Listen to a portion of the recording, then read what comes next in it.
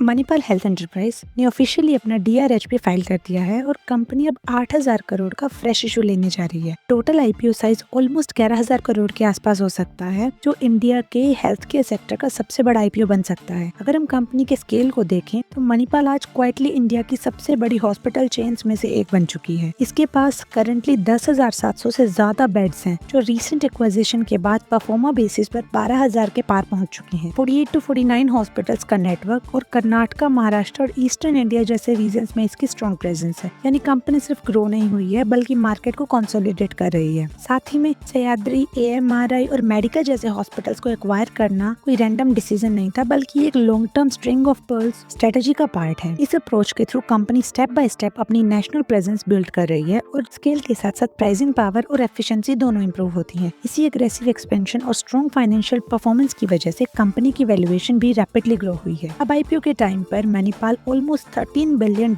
लगभग 1.2 लाख करोड़ की valuation target कर रही है। अगर ये सक्सेसफुली होता है तो कंपनी मैक्स हेल्थ केयर को पीछे छोड़कर इंडिया की सबसे वैल्यूएबल हॉस्पिटल चेन बन जाएगी। रीसेंट फाइनेंशियल्स के अकॉर्डिंग मणिपाल हेल्थ एंटरप्राइज ने सिर्फ 6 महीनों में ऑलमोस्ट 4,700 करोड़ से ज्यादा का रेवेन्यू जनरेट किया है, प्लस 500 करोड़ से ज्यादा का प्रॉफिट रिपोर्ट किया है। अगर बात करें ओनरशिप की तो कंपनी का मेजोरिटी कंट्रोल सिंगापुर की एक इन्वेस्टमेंट फर्म टेमसेक के पास है, जो कि अप्रोक्स 59% है। तो इनका main focus high and treatment पर है, जैसे कि cancer, organ transplant and robotic surgeries, जहां मार्जिन ज्यादा होता है और लॉन्ग टर्म प्रॉफिटेबिलिटी स्ट्रॉन्ग बनती है। अब बात करते हैं IPO स्ट्रक्चर की। ऑलमोस्ट 8,000 करोड़ का फ्रेश इशू है, जबकि बड़े ग्लोबल इन्वेस्टर्स अपना अप्रोक्स 4.32 करोड़ शेयर्स जो है वो बेच रहे हैं। पर जो फ्रेश इशू है उसमें से 5,378 करोड़ सीधा पुराने कर चुकाने में जाएगा। मतलब जो अग्रेसिव एक्सपेंशन पिछले कुछ सालों में हुआ है था, उसका फाइनेंशियल प्रेशर अब सिस्टमैटिकली रिड्यूस किया जा रहा है। इट सिंपली मींस कि जैसे ही डेट कम होगा, इंटरेस्ट बर्डन गिरेगा और कंपनी की प्रॉफिटेबिलिटी और स्ट्रॉन्ग हो सकती है। नाउ लेट्स सी कि मणिपाल हॉस्पिटल्स अपनी अग्रेसिव एक्सपेंशन और डेट रिडक्शन स्ट्रेटेजी के साथ इंडिया का रिलायंस ऑफ हेल्थ केयर बन पाएगा, या फिर इतनी फास्ट ग्रोथ अपने साथ कोई नए रिस्क भी लेकर आएगी।